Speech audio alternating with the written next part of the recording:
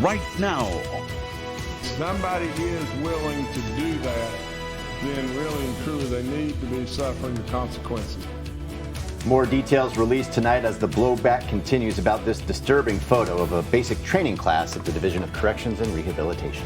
And we continue our I-Team coverage with that new information tonight. The West Virginia Department of Military Affairs and Public Safety says 28 of the students shown in the picture giving a Nazi salute had worked in facilities between November 27th and December 5th. We also know 2 instructors and 1 student have all been fired, and 34 others have been suspended without pay. Governor Jim Justice today calling for anyone involved to be terminated.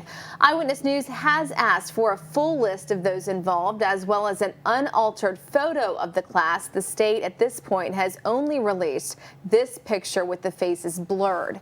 But right now, the state says that information is pending as part of rules and protections in the state's civil service system. We do continue with our team coverage tonight as this story continues to gain national attention. Eyewitness News reporters Jesse Starkey and Danielle Dindak will provide that coverage for us tonight. We start with Jesse Starkey at the Capitol this evening. Jesse.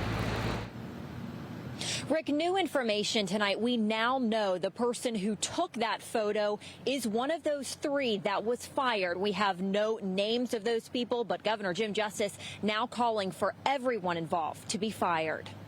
Our nation suffered through the terrible, terrible practices of the Nazis. Governor Jim Justice reiterating his stance on this picture showing a graduating class of officers from the West Virginia Division of Corrections and Rehabilitation giving a Nazi salute. If somebody is willing to do that, then really and truly they need to be suffering the consequences. That's all there is to it.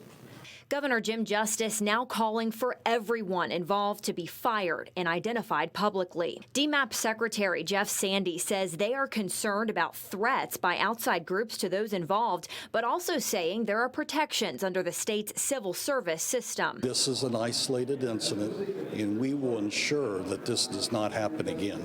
Sandy also says the person who took this picture is one of the 3 that was fired. No names have been released. Sandy says once the investigation is complete, they will meet with lawyers to decide what will be made public.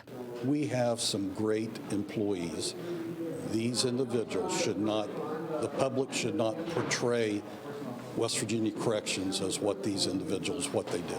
Sandy was also asked if any of these individuals would be able to work in law enforcement. He says it would be difficult. Every time one would testify in court, the state would have to disclose the photo and details about what happened.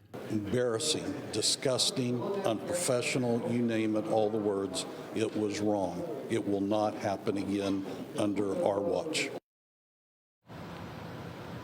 Sandy also noted that those officers just completed training on recognizing white supremacy, terrorist groups, and gang activity, something that is mandatory during the program. Live in Charleston, Jesse Starkey, Eyewitness News.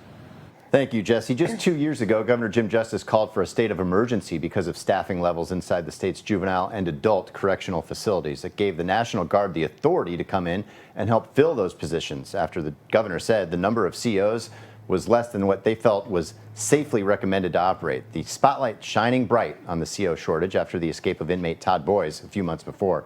3 guards were charged in that case.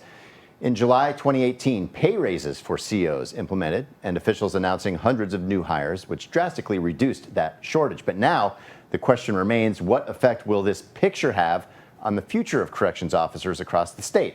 Eyewitness News reporter Danielle Dindak live at the state capitol for us tonight after sitting down with a lawmaker who spearheaded those pay raises. Danielle? 30 students were set to go to work after graduation. Now they're suspended without pay, leaving dozens of spots that were set to be filled empty for the meantime. Many lawmakers are saying action needs to be taken quickly, and a system that was just starting to overcome staffing challenges are now worried that this photo will stop that process in the tracks. Now we spoke with Boone County Delegate Rodney Miller, who says he's worried on how this photo will impact recruitment numbers. The Division of Corrections and Rehabilitation, how they handle this from here on out is going to be very, very important. And let's face it, they're going to have a good quality candidate to come into those spots to not be taking advantage or abusing other people. 2 years ago, Miller helped increase recruiting efforts for correctional officers, spearheading a $6,000 pay increase, bringing hundreds of new hires into the struggling system. Now, Rodney Miller did say that he believes that they will overcome this problem, but it will take time. Live at the Capitol, Danielle Dindak, Eyewitness News. Danielle, thank you. And we, of course, will continue to update the story as details become available on air here on Eyewitness News and online at WCHSTV.com.